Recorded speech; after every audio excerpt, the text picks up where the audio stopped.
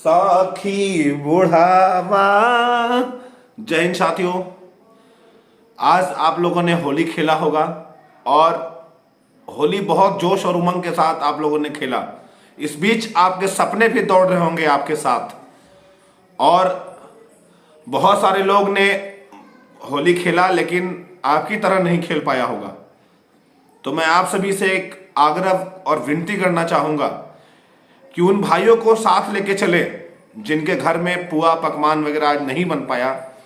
Financial condition खराब होने के कारण बहुत सारे हमारे समाज में बहुत सारे ऐसे लोग हैं जो आज के दिन उनका होली फीका रहा। तो आप सभी उनको भी खिलाएं और उनको भी कंधों से कंधों मिलाकर ले चलें। भारत एक ऐसा देश है जो विभिन्नताओं का देश है। यहाँ पे हर 50 किलोमीटर में भाषा बदल जाती है, हर 50 किलोमीटर में पहनावा बदल जाता है। लेकिन हमारा जो देश है ये यूनियन ऑफ स्टेट है, राज्यों से मिलकर बना हुआ एक संघ है। तो हमें सभी लोगों को मिला के चलना होगा। समाज के उन पढ़े लिखे लोगों को आगे आना होगा जो समाज में एकजुटता से रहने में मदद कर पाएंगे। अब भाइयों, आप सभी की जिम्मेवारी क्या है इसको भी समझने की जरूरत है। इस कंधे पे, ये जो आप कंधा देख रहे हैं ना, इस कंधे पे बहुत बड़ी जिम्मेवारी है परिवार की। इस कंधे पे बहुत बड़ी जिम्मेवारी है बहन की। इस कंधे पे बहुत बड़ी जिम्मेवारी है बेटी की। तो आप लोगों के भी कंधे पे जिम्मेवारियां आने वाली है। बहुत सारे लोगों के कंधे पे जिम्मेवारियां आ भी गई होंगी। आप सभी हैरान रहते हैं, परेशान रहते हैं, ये सोचते हैं कि क्या करूं। मैं समझ सकता हूं। एक समय था कि मैं भी अपने माँ से पूछता था कि माँ हम क्या करें, हम तो एग्जाम देते हैं, हम क्या करें। माँ हमको परेशान देखती थी। माँ बोलती थी कि देखो तो उनका बेटा 2 बार फेल हुआ, 2 बार फेल होने के बाद भी तैयारी में लगल है, इसी तुम तैयारी में लगल रहो, अभी उम्र का हुआ है। तो इस तरीके का माँ कहती थी। माँ हमारी हौसलाओं को बढ़ाती थी। जब आप छठते हैं ना तो आपकी कॉन्फिडेंस बढ़ेगा। छठने के बाद आपको लगेगा कि साला हो नहीं पाएगा नौकरी, लेकिन एक समय ऐसा आएगा कि जब आप छठते छठते आप में नॉलेज में बढ़ोतरी होती जाएगी। जिनका सिलेक्शन एक बार में होता है उनको छठने का अनुभव नहीं होता है और नॉलेज की कमी होती है। जो लोग बार बार छठते हैं उनको अनुभव होते चला जाता है और उनके लिए सिलेक्शन हो जाता है। 4 बार 5 बार 6 बार में सिलेक्शन हो जाएगा। लेकिन आप नौकरी का अहमियत करोगे। तो माँ ऐसे ही समझाते बुझाते हमें यहाँ तक पहुँचा दिया। तो आपकी माँ भी आपको समझाती होगी, कॉन्फिडेंस आपका बढ़ाने की कोशिश करती होगी। तो ये गलत नहीं है। माँ बाप का काम है आपको सही रास्ते पे चलाना। अब साथियों, आपने अपने बिहार के लिए बहुत कुछ किया। आप अपने नेता को चुना। आप अपने समाज में एक ऐसे व्यक्ति को चुना जिससे आपको उम्मीद थी, आशा थी कि वो आपके लिए कुछ करेगा। लेकिन अभी की वर्तमान स्थिति को देखते हुए मैं आप सभी युवाओं को एक बात बताना चाहता हूं, क्योंकि आज के समय में टोटल चीज जो है राजनीति पे चल रही है। बहाली में भी राजनीति है, समाज में भी राजनीति है, एक कोचिंग संस्थान में भी राजनीति है। आप कहीं भी चले जाओ, आपको राजनीति से परे नहीं हो। आप हर जगह राजनीति है। तो इस चीज को समझने की जरूरत है। हम युवा क्या करते हैं कि अपने जो आदमी होते हैं, अपने जो नेता होते हैं, उनको जिताने के लिए हर संभव प्रयास करते हैं, कोशिश करते हैं और बस पेट्रोल पे और 200 रुपये खर्चे पे दिन भर बौखते हैं उनके लिए, दिन भर मेहनत करते हैं और उनको जिताने का काम करते हैं। लेकिन बाद में वही नेता जो हमारे बीच जीत जाता है वो हमारे लिए क्या करता है, आप वर्तमान स्थिति को देख रहे हैं। मैं ना बीजेपी सपोर्टर हूँ, ना आरजेडी सपोर्टर हूँ, ना जेडीयू हूँ, ना कोई भी आम आदमी पार्टी का सपोर्टर हूँ, ना ही कोई भी राजनीतिक दल का सपोर्टर हूँ। मैं एक आम जनता हूँ। मैं एक आपका बड़ा भाई हूँ जो आपके बीच ट्रेनिंग देने का काम करता हूँ और आप सभी युवाओं को एक अच्छे रास्ता दिखलाने का काम करता हूँ। मैं बिहार के सभी ट्रेनरों को या भारत के सभी ट्रेनरों को एक बात कहना चाहूँगा कि आप कम से कम दारू तो नहीं पी रहे हैं, आप कम से कम समाज में गलत काम तो नहीं कर रहे हैं।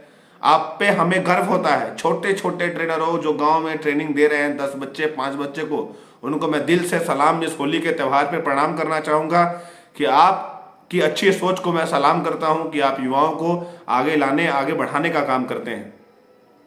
आज अगर बिहार का नेता कोई भी ग्राउंड में जाके बच्चा लोग को देखता कि बच्चा कैसे दौड़ रहा है, कहाँ कमी है, क्या कर रहा है, बच्चा लोग को जूता फ्री में बांटता कि आप दौड़िए, आगे बढ़ाइए, तो क्या हमारे बिहार में गरीबी होती? हमारे बिहार में गरीबी नहीं होती।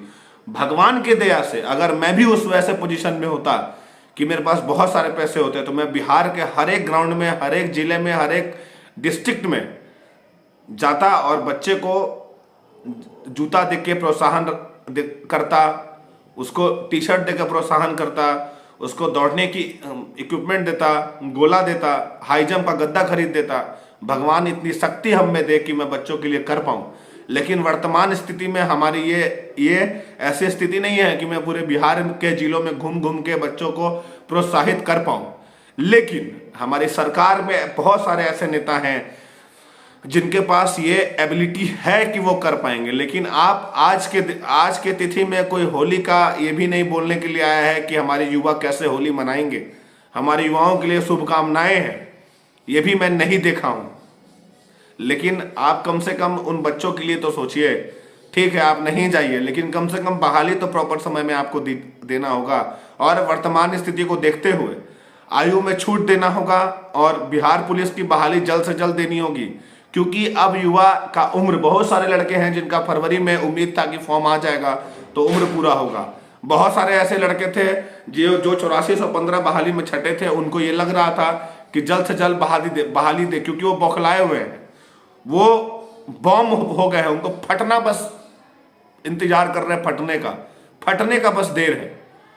तो वो ऑलरेडी घायल शेर है, घायल शेर को इंतजार है कि वो किस तरीके से बहाली में उतरे और कैसे बहाली को पास करे, झट से बहाली दे, ये सोच रहे हैं लड़के। तो ये सच्चाई है, सोचना भी लाजमी है। और सरकार को ये 2025 के इलेक्शन को लेके अगर हम चलते हैं कि 2025 में इलेक्शन है तो 23 के में बहाली देंगे लास्ट में, तो 24 में बहाली प्रक्रिया पूरा होगा, 25 में रिजल्ट दे देंगे तो हम जीत जाएंगे, इस तरीके का सोच गलत है। अगर आप 10,000 बहाली दे रहे हैं तो 5,000 ये भी दीजिए, 5,000 24 में दीजिए। युवा इंतजार तो नहीं करेगा ना, युवा बहाली हो जाएगा सही तरीके से, जिसमें क्षमता होगा वो जाएगा। और फिजिकल के आधार पे या रिटर्न के आधार पे, आप किसी भी आधार पे दीजिए ना, कोई दिक्कत नहीं है। अगर युवा है, दम है, तो वो मेरिट बनाएगा, नौकरी लेगा। जिसमें दम नहीं है वो पीछे रह जाएगा, अगली बहाली का इंतजार करेगा, वैसा अपने आप को ढालेगा। ढालना तो पड़ेगा ना, अपने आप को ढालेंगे और बहाली में जाएंगे। आप सभी जो भी बैठे हैं हमारे सरकार में, मैं सभी से विनती करना चाहता हूं कि आप सभी जल्द से जल्द बहाली को दें और आयु सीमा की छूट दें। आयु सीमा की छूट तो देना होगा, मैं भी लेटर डालने वाला हूं बहुत जल्द। मैं इस पे लिख के दूंगा, एप्लीकेशन दूंगा कि आप सभी बहाली दें और बहाली प्रक्रिया को जल्द से जल्द करें। ये होली का त्यौहार खत्म होगा, मैं एक लेटर दूंगा आयु सीमा के छूट के लिए, और युवाओं के लिए मैं भी कुछ करने का काम करूंगा। जीवन मिला है, मर जाऊंगा तो दोबारा नहीं कर पाऊंगा। इसी जीवन में युवाओं के लिए कुछ कर गुजरूंगा तो कुछ युवा याद रखेंगे, कुछ का भला होगा। आज तक मैंने युवाओं के लिए सही सोचा है, और अभी भी बिहार के ऐसे ऐसे गरीब युवा है जिनको मैं नौकरी दिलवाने का काम किया हूं, मेहनत करवा के। मैं ऐसे ऐसे लड़के आए थे जिनका 4 फीट भी हाई जंप सही तरीके से नहीं हो पाता था, और उनको मैं 5 फीट भी मरवाया हूं। बहुत सारे ऐसे लड़के थे जो 7.5 मिनट में मार रहे थे और 5 डाउन भी मार के गए हैं, ऐसे भी युवा हैं। और जो एवरेज रेट होता है, एवरेज रिजल्ट का काफी बढ़िया रहा है, और एवरेज लड़के जो हैं वो काफी बढ़िया पास करके गए हैं। तो कुछ ना कुछ योगदान मैं भी करूं बिहार के युवाओं के लिए, क्योंकि मैं बिहार में अपने संस्थान को चलाता हूं और ज़्यादातर बहाली यहाँ बिहार पुलिस की लोग पसंद करते हैं और जाना चाहते हैं। तो आप सभी सरकार से आग्रह करिए, विनती करिए कि छूट मिले, और छूट मिलने के बाद हमारे युवा अच्छे तरीके से बिहार पुलिस की बहाली दे, उसमें युवा जा पाए। ये मैं आज होली के त्यौहार में ऐलान करता हूँ कि बहुत जल्द मैं सरकार से आवाज़ उठाऊंगा और लेटर डालने की कोशिश करूंगा कि लड़के उसमें जा पाए। जय हिंद, जय भारत, इनकलाब जिंदाबाद, भारत माता की जय।